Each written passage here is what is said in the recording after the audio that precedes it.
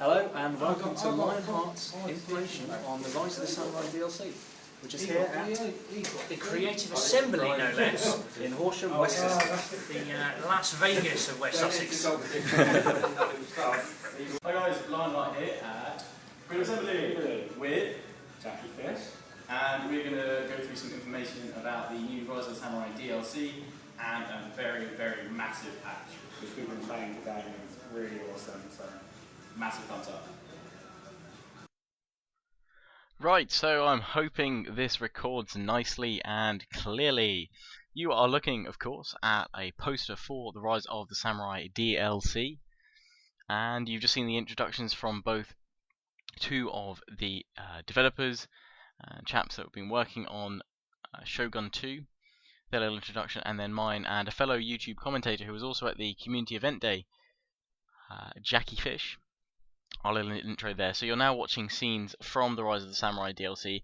I will just say that obviously this was filmed on my iPhone, and while the screens were very sharp and crystal clear, couldn't always get the focus right. So I hope you'll bear with me, but basically this is hopefully some of the first content that you guys will see of Rise of the Samurai, the DLC. So I'm going to let the video play and just sort of commentate over it, but basically this is my 3,000 subscriber sort of thank you special video, a little sneak peek for you guys. I'm hoping it depends whether the embargo date on when I'm allowed to release this video is before the release of Rise of the Samurai. If it is, then well, hey, you guys get a sneak peek. If not, this will most likely be the first video of Rise of the Samurai anyway, and there is not going to be much changes between what you're seeing right now. In fact, probably there's hardly any changes that you'll see between now and the final build of Rise of the Samurai. This is pretty much the press build we were playing on the day, so very little to change besides maybe the odd stat tweak. But you're looking at some of the units now. You've got your general, then you've got your sword attendants there on the left, bow samurai I believe, or foot samurai, and other units such as naginata attendants and bow attendants. Now I will say something you'll probably notice in one of the battles later on. One of the key features about Rise of the Samurai is that all the units fight in loose formation, except for the cavalry, I believe, which we'll see a bit later. But most of the units fight in loose formation because, again, this is to highlight the fact that this is the rise of the samurai, the rise of the disciplined class of warrior. So you're not going to have all these different tight formations. You're going to have loose, unorganized formations that you're going to have to bring together effectively as a commander to use on the battlefield. So again, so you've got the return of the skill trees from Shogun 2.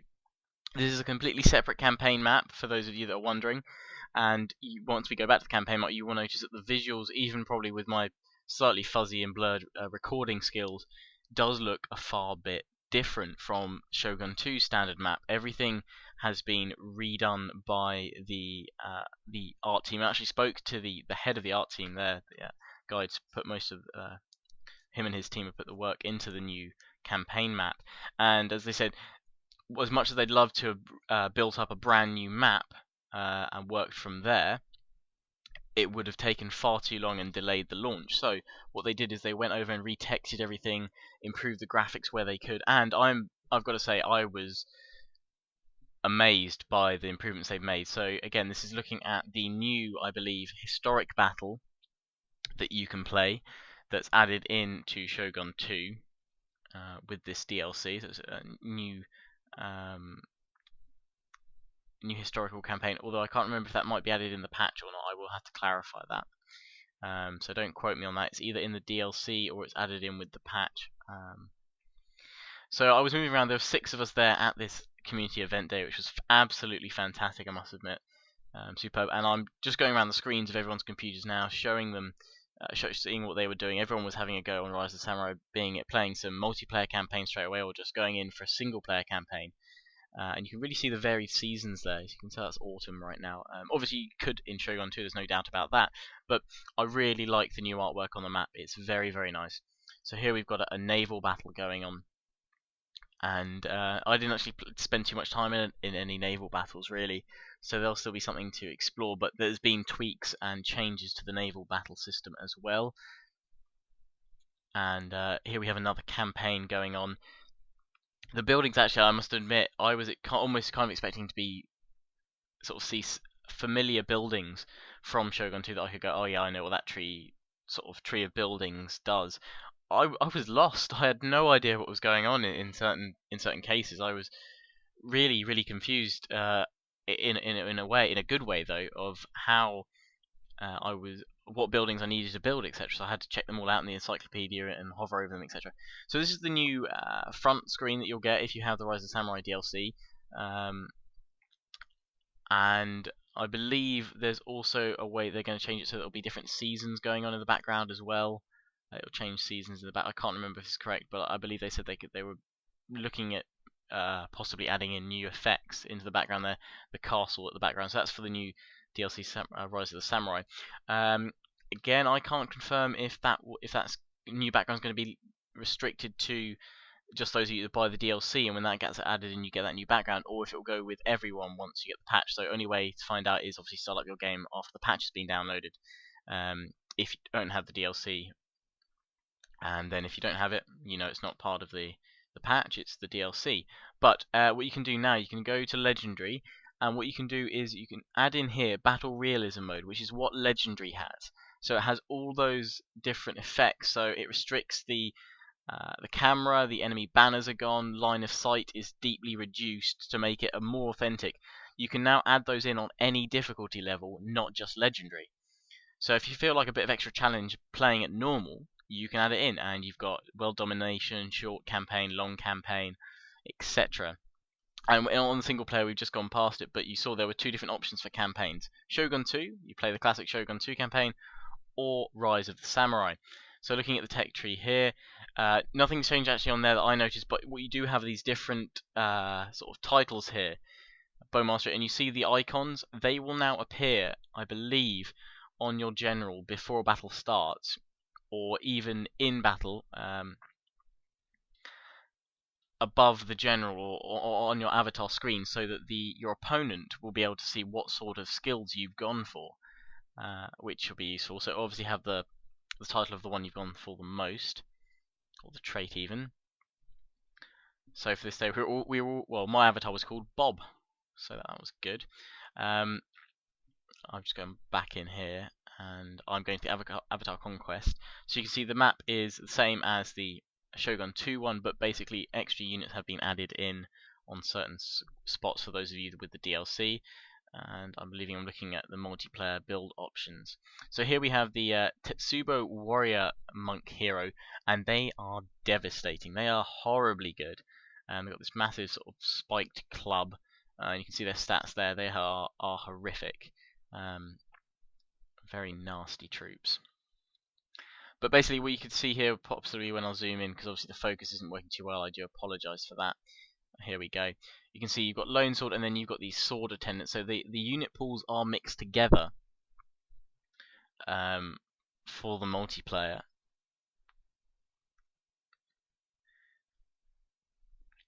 So those of you that do get the DLC will have a wider range of units to pull from. But obviously there are disadvantages choosing the Rise of the Samurai units over the standard Shogun ones. Mainly the stats are lower, their morale is lower, they will break easier, they'll be in loose formation, you won't be able to tighten them up, so they'll be susceptible to cavalry charges. So this is the new battle that's been added in, the historical battle. That was Jackie Fish playing there, and I just zip round his shoulder there to take a look. And so we're just watching sort of the screen animation here. Which was, I've got to admit, it looked like a fantastic historical battle. I zoomed in to try and get some of the text and missed it.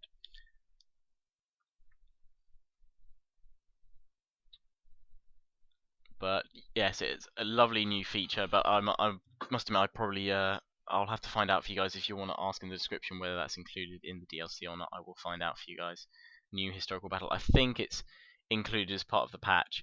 Also included in the patch is a map pack. I think there's 11 new multiplayer maps, and there's also, very importantly, not for the Rise of the Samurai campaign sieges, but for standard Shogun 2 campaigns, there are now 5 new types of castle maps, and with all the different variations of castle levels, that means that there are in total 15 new combinations of castle and map together, 15 new ones that will be in the Shogun 2 campaign, which you guys will be able to use without having to buy the DLC. That's included in the patch, which will be released at the same time as this DLC, which at the time of speaking is the 27th of September. Now, this video may be uploaded on the 27th, or it may have been uploaded a day before, I don't know. It's up to whenever CA are allowed to, or whenever I'm allowed by CA to release this information and this video, because obviously this is all classified sneak peekage. We'll say on the graphics front, various tweaks have been added, far smoother, I must admit, gameplay with all settings on Ultra. Long been known that Ultra settings have been glitched and bugged since the DirectX 11 patch, and I'm trying to zoom in on these Tetsubo Warrior Monks that I told you about, that the absolutely horrific units, and I've got them on a one-on-one against, I think it's Yari Hero. So just to show how devastating they were, so you can watch how brutal they are being here while I talk about the graphics and stuff. But they said the graphics team had probably snuck in several optimizations, and as they said, they're working on them all the time. They do know about these issues, and they are doing their best to try and replicate them on as many systems as possible, and then trying to improve them. But at the end of the day, sometimes it's driver related, and not much they can do there. But they do know that there is some effects of the DirectX 11 patch there, and they are working to fix them. But as I was saying, I was playing on this computer which they told me was about 2 years old. The specs, from what I could see, worked that it was a quad core, but I can't be sure of what specifics, and it was a 5800 series graphics card in there, so highly doubt it was a 5830. Either it was a 5850, or I would think more likely a 5870. So this is running with settings absolutely maxed out. Anti-aliasing, I believe, was on 4 times, and we're on DirectX 11 mode, and the shadows were set to ultra, unit detail set to ultra. So for long it's been known that the ultra shadows were causing lots of lag. That seems to be perfectly streamlined and fixed, but again, I cannot guarantee that this will be so with the final release of Rise of Samurai and the patch. I hope it will be. Again, these optimizations will be in the patch, so you do not need to buy the DLC to benefit from these. But yeah, CA are aware of these needed optimizations, and they're doing all they can to get this going when they can. So before I wrap up this part and link you back to the last little bit of some Shogun 2 Rise of the Samurai DLC footage, I'd just like to show you guys what the Creative Assembly gave me as a sort of little goodie bag at the end of the day. Included one lovely black t-shirt with Creative Assembly printed on the back and on front. This lovely brush set, very nice indeed. A copy of The Art of Total War Eras, which has plenty of artwork from across all the Total War games, from Shogun to Medieval 2. A lot of lovely artwork there. An awesome Empire Total War covered hip flask. A Medieval 2 figurine, a spearman, a Creative Assembly keyring. You've always got to have a keyring. And this, which is actually a USB. There's a USB bit here which you can flip out. And on that card, the Creative Assembly have been kind enough to give me the CD key, or the code, for another full copy of Shogun 2 Total War. So at some point I will be running a giveaway on my channel for that copy.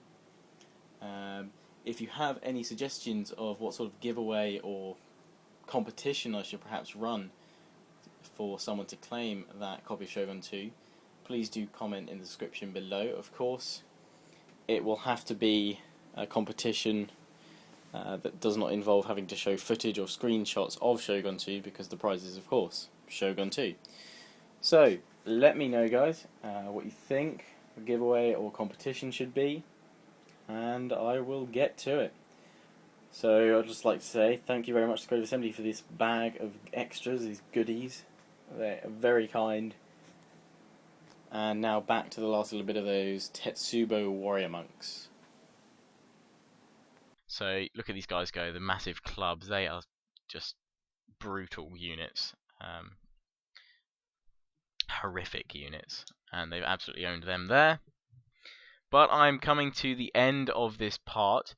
So while they finish off there, and by part I mean the video, I hope you enjoyed this special 3,000 subscriber special. Link in the description to the patch notes which have now been released, the full patch notes that I got to see on the day. Any new information I will add links in the description to them for you guys. And now I think I should have some little bloopers, or actually no, probably to round up, you should actually be told what Rise of the Samurai is. And I asked one of the developers there on the CA team what Rise of the Samurai was all about, and he gave me a nice little summary of it. So as always, I hope you enjoyed this video. Please do comment, rate, subscribe, and thank you 3,000 plus of you for watching my videos. And recently, while this video is being made, I've just gone over 1 million even channel views. So thank you all very much.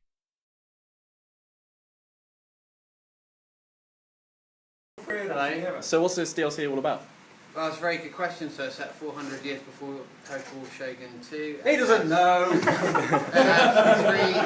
Three rival families split across 6 clans, all battling to become the first ever shogun of Japan. Wicked. Coming soon. In cinemas, mate. And that's the thing we're making. Okay, so welcome! Full team get Ed and Steve Eagle.